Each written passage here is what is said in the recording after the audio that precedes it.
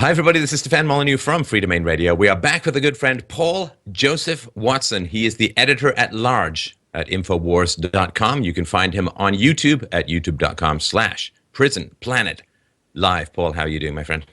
Hey, Stefan. Good to be back. So June. Something to do with British politics in June. I should have written this down before we started talking. Perhaps you can refresh my memory. What's coming up in a couple of weeks? Well, it's pretty monumental because, you've made videos about it. You've discussed it. You've stopped focusing on the wider issues. You've lasered in on, Trump, the immigration issue, and of course, Brexit. And that's what we've got coming up on the 23rd of June, a referendum for Britain to leave the European Union. And it's kind of a big deal because we've actually got a chance of winning. It's not like a Gary Johnson Libertarian Party deal. This really don't matters. Make me strip on my own show.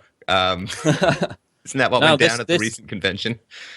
Yeah, this is for all the marbles, and it jives with what's going on in America. This is a fundamental rejection of the political establishment, and it's no longer a fringe movement, which it seems to have been over the past 5-10 years. This is it. This is huge, and it's going to happen here in Britain in a few weeks' time.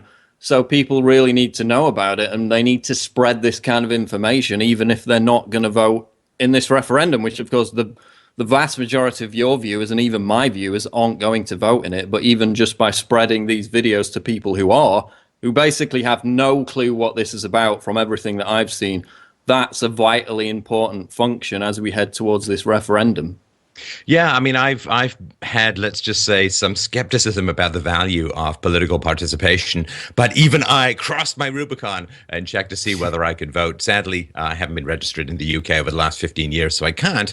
But it is, to me, it would have been an enormous temptation because this fork in the road, not just for Great Britain, but for Europe, for the West, for Western civilization as a whole, really seems to be coming down to the wire. With regards to what does it mean to be Western? What does it mean to have the separation of church and state? What does it mean to have some vestigial dedications to the free market? And to what degree are cultures compatible with each other? That is one of the great fundamental questions that I think is starting to emerge like Atlantis, some lost civilization that is sort of these questions are starting to come back. And it is, I think, stimulating for people to think about these issues in deeper ways rather than just, I don't know, can we negotiate our own treaties? Of course, the United Kingdom can. But cultural compatibilities and long-term integration and assimilation questions, I think, are coming up as well. Well, this is it. And, the official Vote Leave campaign, which is, kind of aligned with the Farage wing of it, which is the unofficial Leave campaign, has shied away from the immigration issue for the past 3-4 months. In fact, from the very start of the campaign, they said, we're going to talk about the economy, we're going to talk about sovereignty, we're not going to talk about immigration.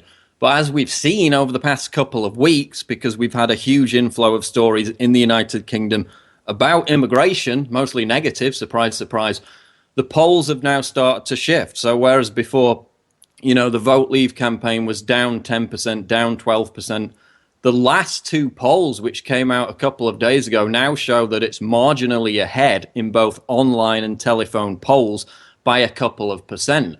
And that is down to the fact that immigration has come to the fore as a primary issue.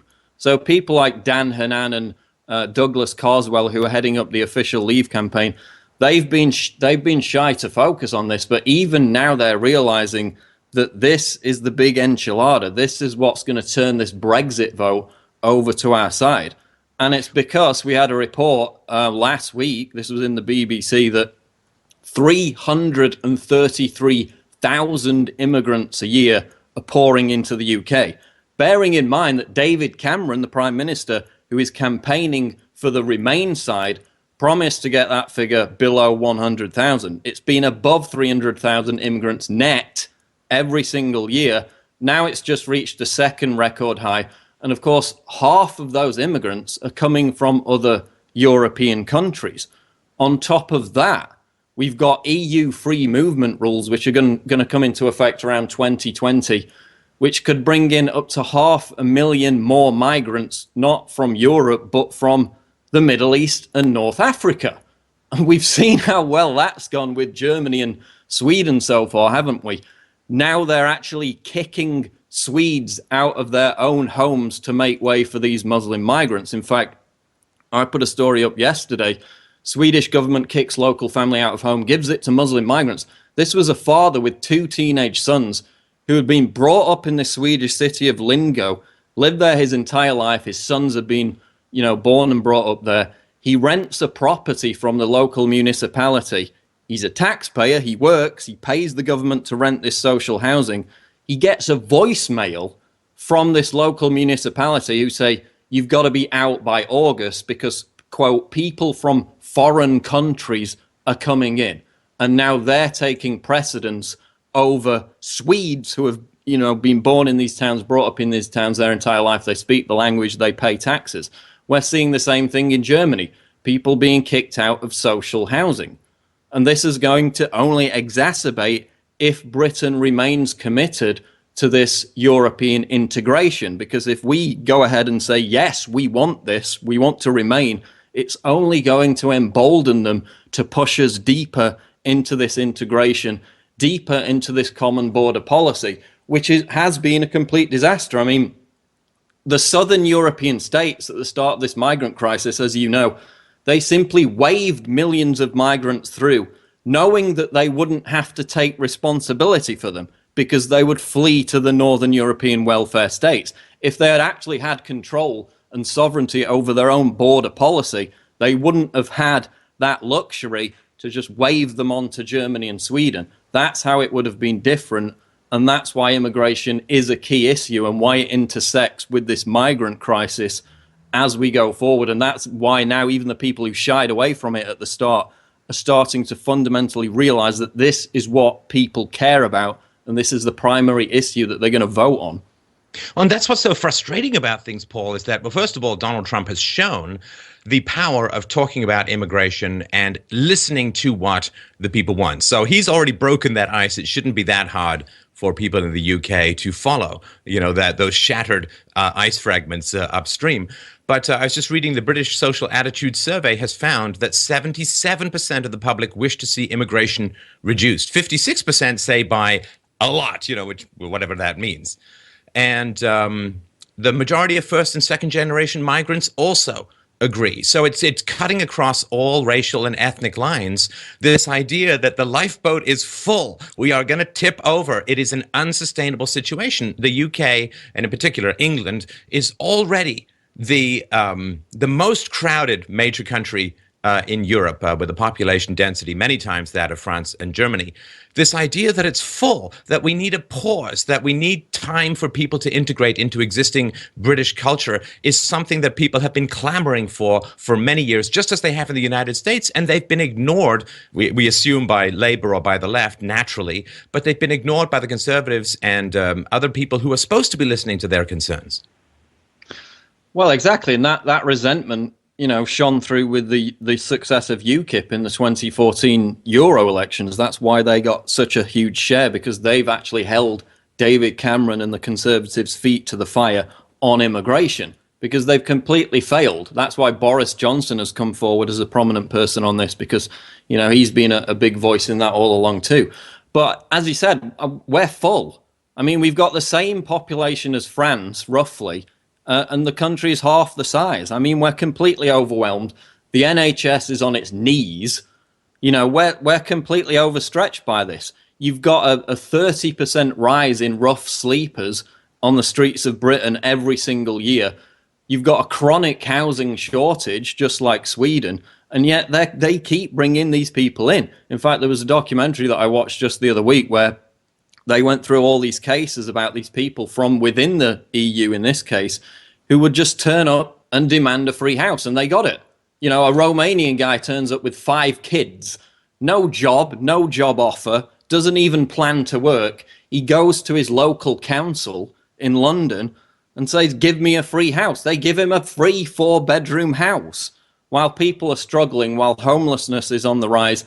And that's why this resentment is building. And again, as you mentioned, it's the complete lack of integration. It's not like bringing in, skilled Muslim migrants into America as they have done. I mean, that's the point that's been made. America doesn't really have much of an experience of bringing in these poverty-stricken Muslim migrants because they don't behave the same as the nice, skilled labor, middle-class Muslims that have been until recently predominantly coming into the US. And then, you can get past the Islam situation, which we've talked about many times, and focus on just the behavior. I mean, in the town of Peterborough, they're besieged by these Eastern European migrants, some of whom are hardworking, but a lot of whom basically just stand around on street corners and they're complaining about them pissing everywhere. I mean, their behavior is not cognizant with a functioning society, which is civil and progressive in the true sense of the word. So there's a huge resentment about this. There's a huge resentment about the Islamization of Britain now, as with Brussels, you saw, the radicalized Islamic ghettos. We've got ISIS saying they plan to create those Islamic ghettos as a means to recruit more jihadists. And people are finally starting to realize that in Britain, not in France, unfortunately, as these attacks get more regular and worse. So it's a huge issue. And the Vote Leave camp is finally starting to recognize that because it's starting to show through in the polls. The sovereignty issues are very important as well, which we'll go on to talk about. But this is what people really care about. This is what it's going to come down to. This is the crux of it, is the immigration. And I really want people to understand just how unprecedented in British history. So this is right. So in 1851, let's take a time trick back. The UK had a very small foreign-born population. Only 100,000 people who lived in the UK were born overseas. That was only 1.5% of the population at the time. By 1951, it was 4.3% of the population. And then, just in the 10 years from 2001 to 2011, foreign-born population of England and Wales shot up by almost 3 million people, from 9 to 13% of the population. So it is many, many times, just over the past decade or so, it is many times of an increase over the historical levels of foreign-born populations in the UK. And I'm going to go out on a limb here. I didn't do the research, but I'm going to go out on a limb, Paul. I'm going to say in 1851, of the 100,000 people who were foreign-born in the UK, there weren't a lot of Muslims. So this is not only a massive expansion in the number of foreign-born people, but also an expansion in questionably compatible cultures, to put it mildly. Well, and, I would go further and even question the figures now. I mean, the 2011 census found that the Muslim population of the United Kingdom was 4%. I just don't believe that. I think that, poor Muslim people will be less likely to fill in census forms for a start. And then just the sheer experience of living in this country feels like an awful lot more than 4%. I mean, there are areas of East London now which are majority Muslim. I live in one of the supposedly nicer areas of London, which they say is, around 5% Muslim. You walk down the street, there are quite a lot of, hijabs to suggest that it's only 5% of the population. So those figures were from back in 2011. I would suggest that it's ballooned even more in the following 5 years. And it's a massive problem. I mean, look at Sweden. There was a report out today. They've had 162,000 refugees come in over the last year. And bearing in mind, this is a country that the majority of their welfare payments go to foreign immigrants, even though it's, around 10, 11% of the population total. So 162,000 refugees came to Sweden over the last year. Officially, 494 actually got jobs. So again, this mantra that we hear over and over again, we need the young workers to fund the pension liabilities, and the old people, the Swedes, the whites are dying out. We need to bring all these people in. We need to breed with them, as the Pope said, echoing Islamist preachers who say exactly the same thing, because we need their hard work. We need them for labor. Well, look at Sweden. 494 have got jobs out of 162,000. How is that going to save our economy? It's only going to make it worse. It's only going to create more people who are dependent on the welfare state, who are dependent on big government, which is why big government has the incentive to bring them in the first place. So this is not working. It's not going to help the economy. it's only going to make it worse. So that's not an argument to say that anymore. Well, I mean, this question of some sort of economic pragmatism behind this immigration is really, really important for people to understand. There are a lot, of course, libertarian and open borders types who view restrictions on immigration as somehow anti-free market. And what they don't understand is that for at least most of Western countries at the moment, and I would say particularly the UK, the migration programs at the moment have the same relationship to a free market as prostitution does to sex. If you pay a woman to have sex with you, well, you don't really know whether she likes you. In fact, you know she doesn't like you to whatever tune you have to pay her to have sex with you. And immigrants are being paid, or you could say bribed, to come in with free stuff, with free welfare, with free resources, and so on. So it's impossible to know whether they're coming to England because they like British culture, they want separation of church and state and all the goodies so hard won and hard fought for in British history, or whether they're just coming because they like free stuff. And certainly the migration patterns of the people who are leaving the Middle East seem to indicate that they are leapfrogging over to get the best welfare benefits, the most government resources that they can, which indicates that they're not coming from the culture, they're coming for the money. And immigration is a big, giant, nasty government program at the moment, which is producing all of the same outcomes as almost every other government program, which is the opposite of its intended goal and general disaster and dissolution. Yeah, and it only benefits big government and big business. It doesn't benefit the people. We don't have a say. We haven't had a say in, how many immigrants we're going to bring in. People in, countries like Switzerland do get a say. They vote every year on the quotas of refugees that they're going to vote in, and the people have a say in that. We have no say whatsoever. Most of the countries in the EU, the people voting have no say whatsoever. So, you've got the Netherlands now handing out 10,000 euros to newly arrived migrants so they can go and buy furniture. I mean, this is getting ridiculous. As I said, people are being kicked out of their homes. The majority of welfare payments in many of these countries are going to immigrants. And that's only going to get worse. And they're coming for the money, but they're not integrating. I mean, you've gone through the stats before. In countries like Spain, 70% of the prison population is Muslim, despite the fact that it's only around, 6% of the actual population. Lower, but still shockingly high figures in the likes of, France and Belgium. You've gone through those stats before. So they're not integrating to a large extent. It's not working. That doesn't mean that there aren't hardworking middle-class Muslims. There are. But this massive experiment, which was started in Britain or really accelerated under Tony Blair, and the documents came out that it was a deliberate plan to water down the British culture and the British identity so they could create this huge voting bloc of dependent people. That was leaked. That actually came out.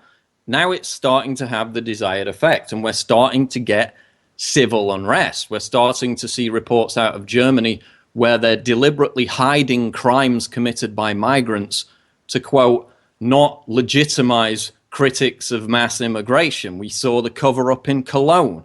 We've seen top security experts in France saying that this is going to lead to even more riots. France has already experienced riots in these immigrant suburbs, these ghettos. So it's not working out. Merkel and Cameron both admitted back in 2010 that multiculturalism had failed, yet now they're doubling down on it. And this vote to remain in the EU will only continue us down that path. So that's a key reason why we need to get out. Well, and the point, the British deficit, government deficits are huge, and the debt is over 80% of GDP, up from 30% in the early 90s. So, of course, if mass immigration was supposed to be so great for the economy, then why has the debt to GDP ratio almost tripled over the past 20 or so years? The Migration Watch UK calculated that it is costing native UK residents almost £17 billion annually, immigration, and £43 million each day. That is a staggering sum, and that doesn't even count the cost of housing going up, the quality of education declining because it's very hard to service other cultures, other languages, other histories, other religions. And it means that generally values have to be scrubbed from the school curriculum, because if traditional British values are taught, then it's going to offend a wide variety of immigrants. And it doesn't even count things like the depression of wages that occurs with endless waves of low-skilled workers coming in, taking away jobs from low-skilled British workers and other British workers, and preventing the entry into the marketplace of teenagers who can't necessarily compete with older people who may have more experience and are available within the job market. So it is really hard to find any data that you can look in the mirror and honestly say to yourself, this is a great thing. Even if we discount the differing birth rates among various ethnicities and the future projections of population growth in the UK, it's a weird thing where the entire native British population seems to have been stripped of the capacity to look at government programs and say, how is this benefiting me? How is this benefiting my children? And it seems shocking to me that the media is so vastly opposed to these kinds of discussions. And do you think that's what's really behind it? Is everyone just afraid of being called xenophobic or racist, or, you know, the normal junk that the leftist media throws at people who question this mad policy?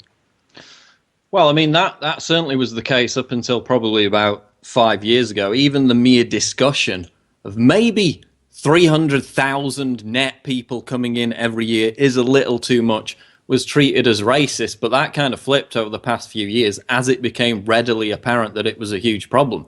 But even now, for example, we've got campaigners on the Remain side. This is the Shadow Europe Minister, Pat Glass, who recently called a voter a horrible racist for talking about immigration. He came out in campaigning for the Remain side and said, quote, "Speak to your mother, your grandmother." He's talking to young voters here. "Don't speak to your grandfather. We know the problem is older white men." That's the Shadow Europe Minister here in Britain campaigning for the Remain side by saying, don't talk to older white men because they're racist simply because they talk about immigration. So I mean, these would that be the same older white men who fought against yeah, Nazism. Is that who he's denigrating? exactly. And, you know, Son the of same people who fought in the Falklands and all these other wars. I mean, it's completely ludicrous, but thankfully that has been on the wane, especially, you know, with the rise of UKIP. But I mean, it's still there as an element that even to bring this up is a vicious hate crime. We're not quite as bad as, you know, places like Sweden, but that element is still there. But as I said, when these issues come to the fore in the context of Brexit, the polls shift towards people wanting to leave. So it's not as if this is going to denigrate the Leave campaign or discredit it. The polls show that it's only going to bolster support to leave. Right. And I think it is also important to recognize that the ethnic minorities within England, we can presume, came to England because they liked something about England or the British way of life. And to strip away the values, the British values that they came to enjoy by having endless waves of immigration come in, is a disservice to the people who've moved to England as well as the native-born population. England has to remain something to do with Britishness, with Englishness, with the Enlightenment values, with the Renaissance values, all the way back to Magna Carta and its preference for Roman law over less just legal systems. There has to be some recognition given to protect the British way of life, not just for the natives, but for all the people who came to enjoy that unique and particular way of life. Well, exactly. I mean, there's a quote, you know, they'll always be in England. Well, I'm not quite sure about that anymore, but you know, there's still a remnant here where we're not as cucked as countries like Sweden, who, you know, people are called racist if they don't give up their garages to arriving Muslim migrants. We're not quite that far down the road. So I think it's still a very vibrant debate. And then if we can get onto the economy, which of course is the next major primary platform for the Leave campaign, you know, the European Union is a complete failure. It's an economic basket case. Every region in the world since 2010 has experienced economic growth, apart from Europe. It's completely anemic. It's the sick man of the globe. And yet we're spending £350 million on the EU every single week in the United Kingdom. You know, you could build a new NHS hospital every week with that kind of money. And, you know, we've got no control over how it's spent. Britain has paid more into the EU budget than it's got back for 40 out of 41 years of being a member. You know, we spend more than double on EU largesse than we spent on 5 years of austerity measures. Yet you had the left-wing protest movements out there on the streets decrying the evil Tories for instituting these austerity measures. Meanwhile, we're sending off more than double to the EU during that same time period. And yet now it's mostly people on the left who want to remain in the EU. So we're propping up their entire failing system. That's why the EU is desperate for us to stay, because it's an economic basket case. It's a complete disaster. And now they're talking about allowing Albania and Serbia and all these other countries to join, which of course will only result in more of our money being transferred over to them. The EU is just wealth confiscation on a continental scale. It's never benefited us, and that's why it will benefit us economically to get out of it. Well, Paul, I'm sure that you understand, though, that probably what the EU needs most is another layer of bureaucracy. I always feel that we're just one more layer of bureaucracy away from paradise. So, you know, maybe we just need super EU. Sit on top of the EU, make sure it's all regulated. Actually, I can't even finish that snarky sentence. But just sort of one thing I looked into economically, which was quite surprising to me, was, of course, the amount of regulations coming out of Brussels is staggering. I mean, labyrinthine and impossible to follow, and probably fairly impossible for all but the largest corporations to comply with. So small to medium-sized companies, only 5% of them in the UK export to the European Union. But every single one of them, even though only 1 out of 20 export to the EU, every single one of them have to comply with EU-specific regulations. And it costs, for small to medium-sized companies, it costs as much as 10 times per employee to administer and comply with these regulations. And if that's the kind of thing which is really paralyzing for business as a whole. And I would assume it has entrepreneurial flight, capital flight implications for the UK economy, because who wants to do business in that kind of situation where you have to comply with thousands of pages of regulations that are developed in a market you have no intention of interacting with? Well, that's the point. The small businesses have to comply with 100% of the regulations, even though they're only 6% of their exports go to EU countries. Switzerland doesn't have to comply or institute those regulations domestically with any of them, 0%, and yet they're thriving. They've got a trade deal. They're really successful economically. I'll give you an example, though, of the regulations. There's a salmon smoker in London who had to a salmon smoker. Let me emphasize that he sold salmon fish, who had to pay thousands of pounds to comply with EU allergy regulations to put on his packaging that his product contained fish. So, do you think that the consumer would already know if they're buying salmon that it contains fish? But he was forced, as a result of having to comply with these EU regulations, and this is somebody who employs around 80 people, he was forced to put on a packet of salmon that it contained fish. And there are many other examples like that. You know, the vitamin supplements in Europe, the EU basically conspired with pharmaceutical companies to ban high-strength vitamin supplements. And they got around it, the big pharma companies, by basically complying with these really complicated tests to ensure that these products were safe. There was never a problem with safety of vitamin supplements in the first place. But because the EU has this idea that anything unregulated must automatically be illegal, that's how they introduced these regulations. So the effect it had was to put hundreds in the United Kingdom of independent herbalists who were just selling vitamins and supplements out of business. Because as you said, only the big corporations have the capital to comply with all these regulations, and it allows them to strangle their smaller competition, which is why they always lobby to stay in the EU, which is exactly what they're doing right now.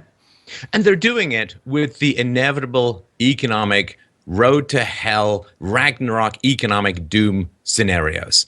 England is going to fall into the sea of economic decay should it leave the common market and so on. And I find this stuff, I don't know what the mood is in England or in Britain as a whole. They're so eye-rollingly predictable. And to me, when somebody comes at you with this Pascal's wager of doom, disaster, and death, should you not conform to their opinions? All it signals to me is they have no arguments whatsoever. It's the economic equivalent of white cisgender scum. It's like, okay, I get it. You don't have an argument, so all you have is scare stories. And the people who are coming up with these scare stories have been so disastrously wrong in the past. I remember when I was younger, if England, if Britain did not join the euro, if they didn't use the euro, if they kept their pound, it was going to be a disaster, and they were going to get shut out of markets, and the economic base and the manufacturing base was going to collapse, and so on. Are people getting at all tired of this endless series of booga booga scare stories about economic catastrophe from people who've been spectacularly wrong in the past? Well, yes, because that's why the Remain campaign was given the moniker Project Fear. Because, Cameron came out and said there's going to be World War III if we leave the EU. He came out and said if you asked the leader of ISIS what he thought about this, he would want Britain to leave the EU. Again, completely unrelated. What they're relying on, as you said, is irrational fear.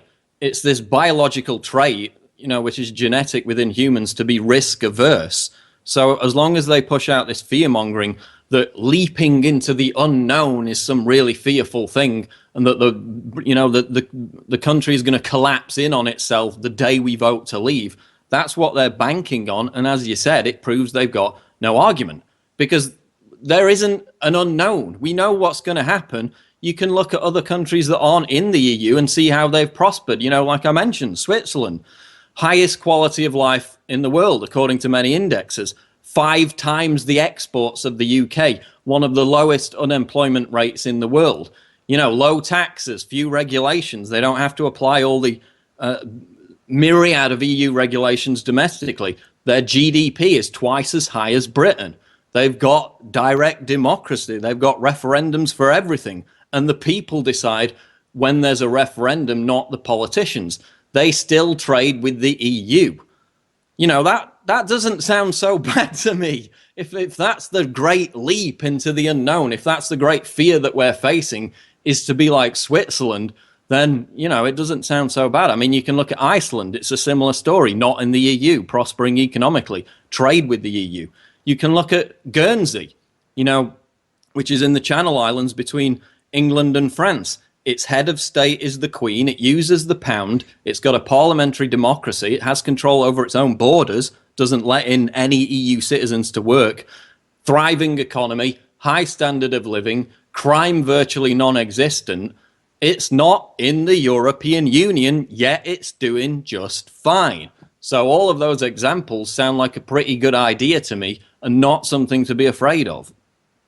Let's talk Turkey, because I think that is going to be a big factor. And it's one that I think unfortunately is not going to rear its head, so to speak, until after the Brexit vote. And I really want people to understand the situation in Turkey. So Turkey has absorbed, I think, about 3 million of the refugees or migrants or whatever you want to. It's tough to know what to call them because a lot of them aren't fleeing civil wars or anything. But Turkey has absorbed 3 million people.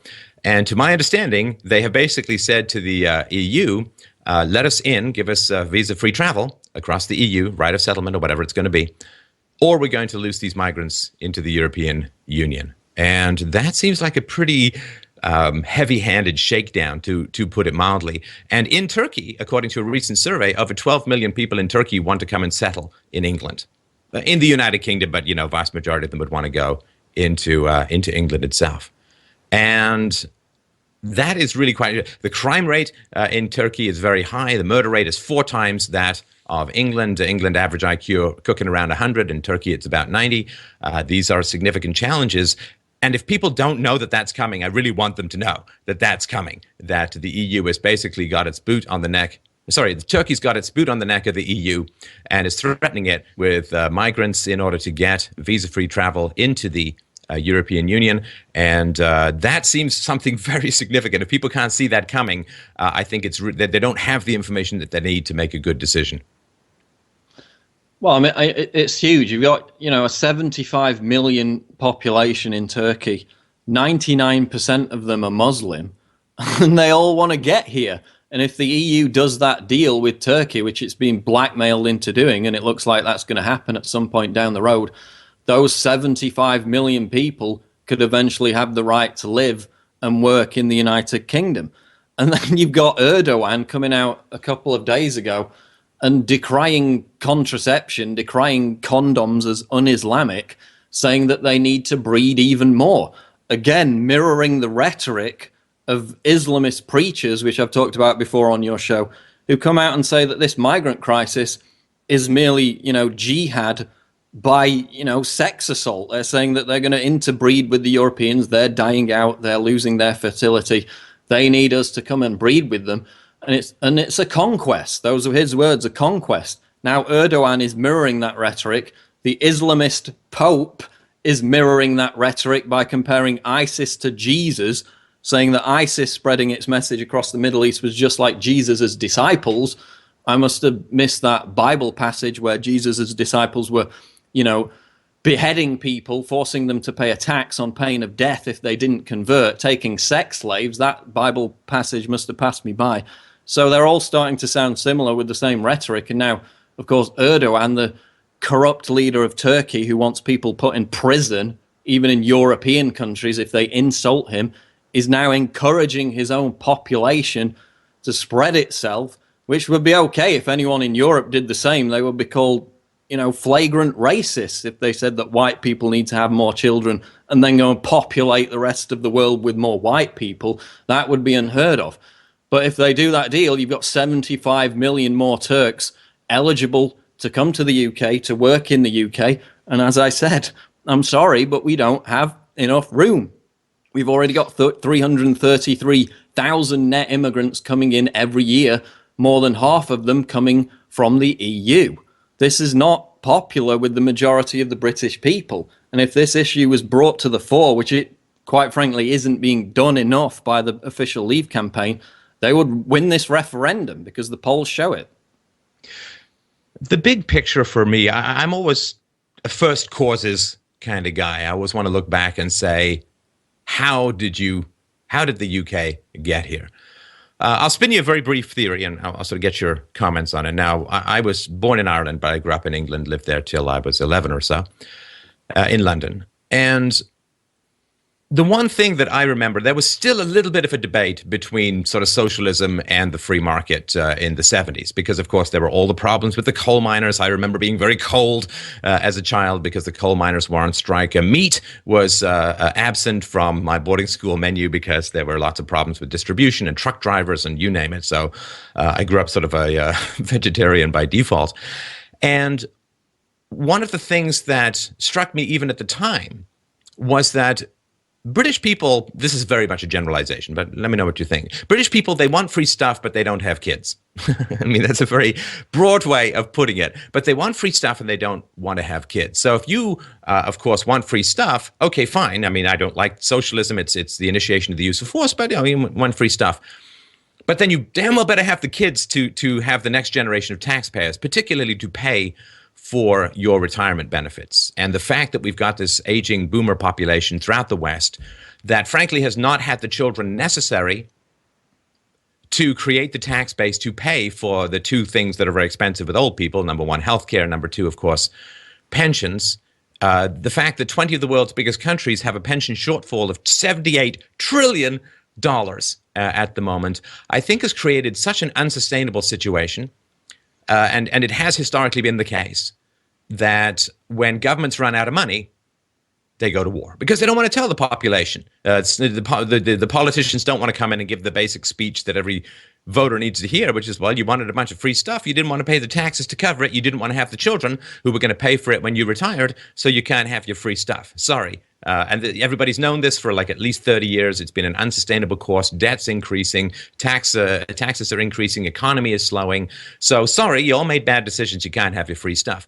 Instead, what politicians usually do is provoke social unrest in order to be able to excuse reducing the payment of benefits. Like there's social distress, there's conflict, there's war or civil war or some reason to clamp down on the population because people will accept a reduction of government payouts in a time of crisis. There's rationing in wars and so on, but they generally don't accept it based on economic or mathematical necessity. So when I sort of look back to how England kind of got into this position, there is, of course, all of the government paying out to academics who were generally on the left, who promoted this radical egalitarianism of all cultures, all races, all religions, all peoples, with sort of white Western Christianity and capitalism always being the only and forever boogeyman in the room. So there was all of that which prepared the way. But I think fundamentally it's hard for me to escape the idea, and let me know what you think, of the fact that you want free stuff, you don't want to have kids, it creates a fiscal crisis, and if you won't listen to the truth, then the politicians will do these desperate, ridiculous stopgap measures like importing people in the hopes that they're going to pay taxes, rather than tell you the basic truth, which everybody knows in their heart and has for decades. That's certainly a factor. But again, I go back to the Czech Republic, the most thriving economy in Europe right now, had a stable population of 10 million for 100 years with very limited immigration. So there are countries that buck that trend. But the civil unrest angle, which you talked about, the Remain campaign says that we need to stay in the EU because it's safer. Well, their own policies have caused mass riots. We've seen riots throughout Europe precisely because of its anemic economic recovery, because it's not growing like the rest of the world is growing, because it has all these onerous regulations and it consistently fails to make trade deals, and it's only as strong as its weakest member, which is what happened in Greece. They bailed out Greece in violation of their own laws. They created laws saying that individual member states couldn't be made to bail out countries, and they just changed their own rules to make that happen. So who knows what they're going to change in future. But yeah, that there is this problem of civil unrest, of the unfunded liabilities, and they're going to create more crises to try and mask the fact that they caused that in the first place. So it's really going to come to the fore, and especially as we import more of these Muslim migrants, who, of course, in areas of Paris, Sweden, you've got the no-go zones where they're already staging riots almost on a monthly basis now. So that's going to increase. We've got heads of state, we've got military leaders in Switzerland, in Norway, in Sweden, saying that this migrant crisis is going to lead to civil unrest and even war. They're telling people to arm themselves. In Europe, they're telling people to arm themselves. So who knows how bad it's going to get, but it's only going to get worse if we stay in. And the European Union, it is a hypothesis. And the hypothesis was that if particular national sovereignty responsibilities, traditional national sovereignty responsibilities, if they're ceded to bureaucrats in Brussels, things will get better. It'll be a net huge positive. And yes, the amount of money that the member states are paying to the European Union bureaucrats is going to be amply rewarded with economic growth and free movement of people, and everything's going to get better. It's so strange to me, Paul, how a hypothesis seems to turn into a religion for a lot of people. It was a hypothesis. Is it going to get better? And now the data is in after decades of the EU. The data is in. And we have to, if you're a responsible human being, you have to evaluate the results of a hypothesis. Now, morally speaking, it was a disaster from the beginning. It's like, oh, it's so great that Europe spent tens of millions of people fighting socialism and communism in order to basically enact a kind of Brussels-based USSR-style central planning overlords. That was just a complete disaster. But it's just a hypothesis. You just have to look and say, okay, well, the EU was supposed to increase our security. Are we more secure? The EU was supposed to help defend borders. Are our borders more secure? The EU was supposed to help economies grow. Are the economies growing? The EU was supposed to promote all of these virtuous and beneficial results. Are they happening? And saying no to a failed hypothesis is foundational to being a rational human being. Well, and isn't it interesting that while denouncing nationalism and nation states, which they've done all along, they've adopted all the trappings of the nation state. They've got their own flag, they've got their own anthem, they've got their own currency, they've got their own courts, and they've got their own EU Commission government, which, as you know, is, the legislative and the executive are combined. It's basically a dictatorship. It would be akin to, the Obama White House writing a law that says they're going to ban all guns and then just passing it without any input from Congress whatsoever. It's a dictatorship. And the fundamental aspect of it is that it was always intended to be a European federal superstate, and it already is. These people who say, oh, we don't want to get into the EU, it's going to end up being a European federal superstate. It already is. It already controls 50% of British laws at least, as well as all the regulations. And I mean, you can look at their quotes. Look at how they respond to the citizens of countries who vote to reject EU mandates. You know, in Denmark, in Ireland, in France, in the Netherlands and Greece, every time they rejected something, whether it was the Maastricht Treaty, the Nice Treaty, the EU Constitution, which they just renamed the Lisbon Treaty and passed anyway, every time the citizens of a country reject the EU just comes out and says, well, we're just going to have another vote until we get the result we want. It's not undemocratic, it's anti-democratic. I mean, look at some of the quotes. Jean-Claude Juncker, the current head of the EU Commission, quote, he's talking about referendums. If the answer is no, the vote will probably have to be done again because it absolutely has to be a yes. And that's Soviet. That's keep trying someone until you get a conviction.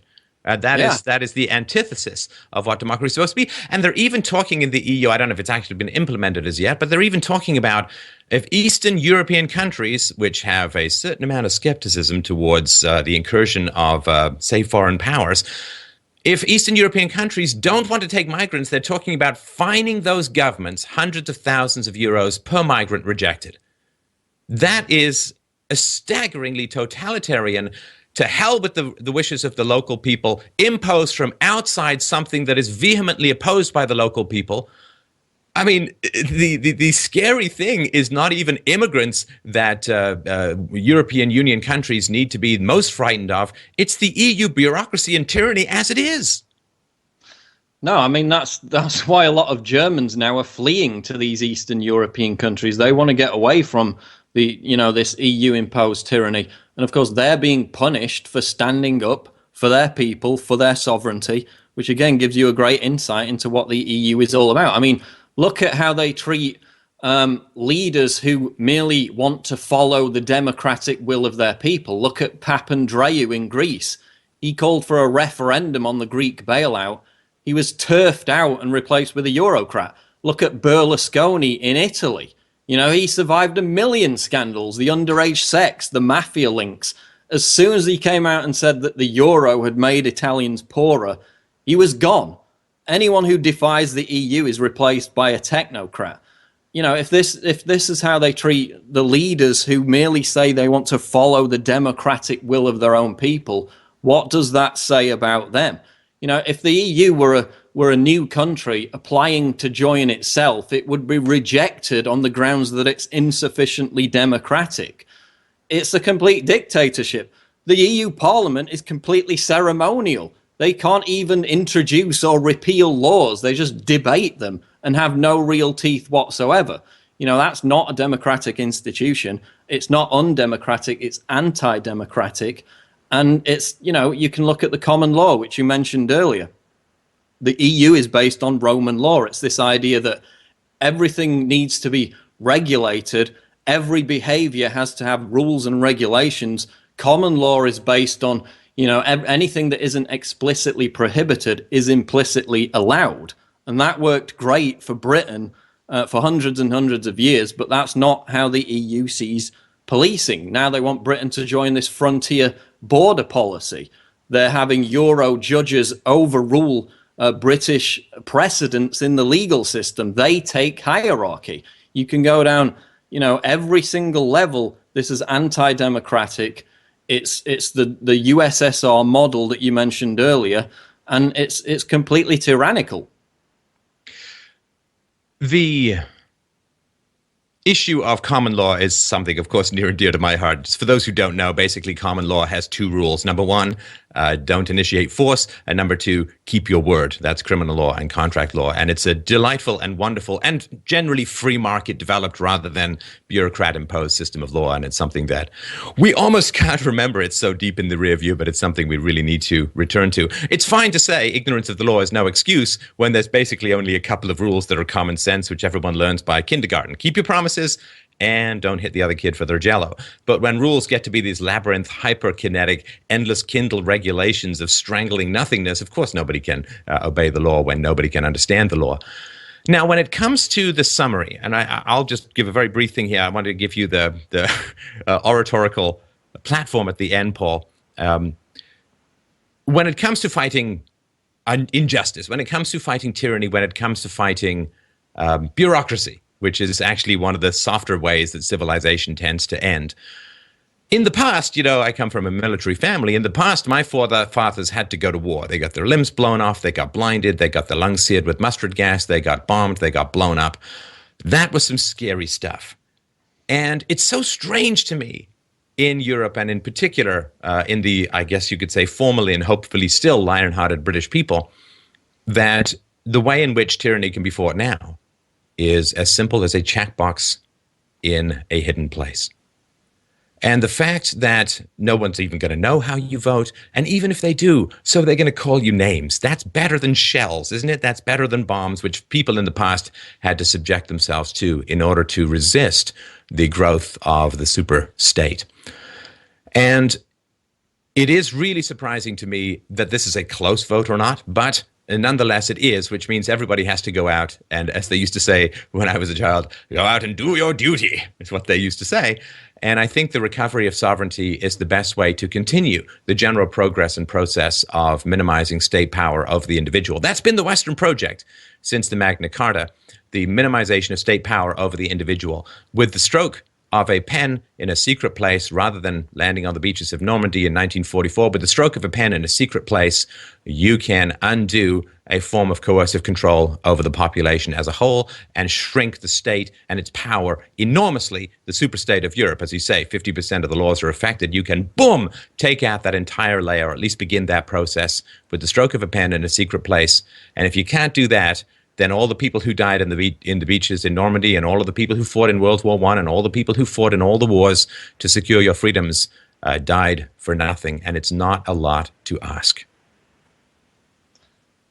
I would completely concur with that. And, before concluding myself, I would also point out the vote fraud angle, because we had a story come out yesterday, which was EU citizens sent referendum polling cards.